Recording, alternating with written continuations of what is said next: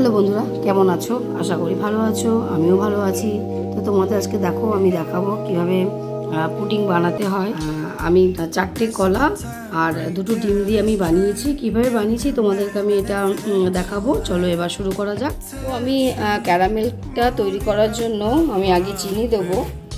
তো দেখো আমি চিনি দিচ্ছি 3 চামচ। তো যাদের ননস্টিকের কড়াই থাকবে তো তাদের জল দেওয়ার প্রয়োজন নেই। আর আমি ননস্টিকে করছি না বলে আমি সামান্য একটু জল দিচ্ছি। আর আঁচটাকে আমি মিডিয়ামে আমি রাখছি। আর দেখো আমি 1 চামচ 2 চামচ জল দিচ্ছি। তো এটাকে আমি এখন নাড়াচাড়া কিছু করব না। দেখো আমার হয়ে গেছে। তো বেশি ডার্ক এটা করা যাবে না, তাহলে কেকটা তিতা লাগবে। তো এই সময় এসে আমি এখন নামিয়ে নেব। যে পাত্রে আমি কেক বানাবো তো ডাইরেক্ট আমি সেই পাত্রে এটাকে আমি ঢেলে দিচ্ছি।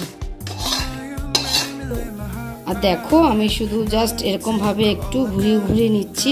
আমি পুরো কভার করে নেব এইভাবে।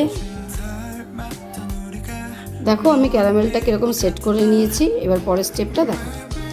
পুডিংয়ের মিশ্রণটি বানানোর জন্য আমি 4টে কলা আর 2টো ডিম আমি দিয়ে দেবো। আর ডিমটা আমার কিন্তু ফ্রিজে রাখার নয়। আর যদি ডিম ফ্রিজে থাকে তাহলে 30 মিনিট আগে একটু নামিয়ে নেবেন। আমার ম্যাশ করা হয়ে গেছে। এবার আমি মিক্সচার মেশিনে পেস্ট করে নেব। দেখো আমি মিক্সড করে নিয়েছি। তো এই সময় এসে আমি চিনিটা অ্যাড করব। মিষ্টিটা টোটাল নিজের ওপর, কেননা কলা আছে তো আশা করি মিষ্টিটা একটু কমই লাগবে।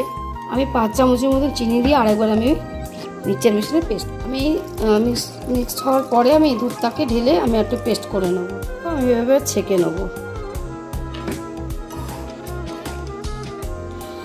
দেখো আমার ছাকা হয়ে গেছে। তো আগে আমি কিছু দুধ দিয়ে পেস্ট করে নিয়েছিলাম, আর কিছু দুধ আমার বাকি ছিল। তো আমি এটাকে অ্যাড করে দেবো।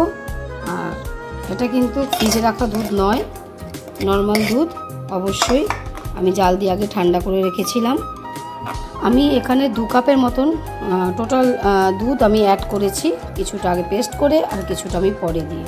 দেখো আমার এটা মেশানো হয়ে গেছে। তো এবার আমি এখানে দেখো আমি 1/2 চা চামচ ভ্যানিলা এসেন্স আমি এখানে অ্যাড করছি। তো দেখো কড়াই আমি বসিয়ে দিয়েছি, একটা স্টিক দিয়ে দিয়েছি। এর মধ্যে এবার আমি এটা বসিয়ে দেব। এতটুকু জল দেবে যাতে থালাতে জলটা একটু টাচ হয়। তো এই অবধি জলটা দেবে এবং এটাকে ঢেকে দেবে 20 থেকে 30 মিনিট অবধি আমি ঢেকে দিলাম। আর আঁচটা আমি মিডিয়ামে দিয়ে রাখবো। তো আমার কমপ্লিট হয়ে গেছে। তো আমি তোমাদের একটু কেটে দেখাচ্ছি কীরকম লাগছে। অবশ্যই তোমরা দেখে বানিয়ে অবশ্যই খেও। আর লাইক কমেন্ট অবশ্যই দিও। আর যদি ভালো লাগে বন্ধুদের সাথে শেয়ার করো।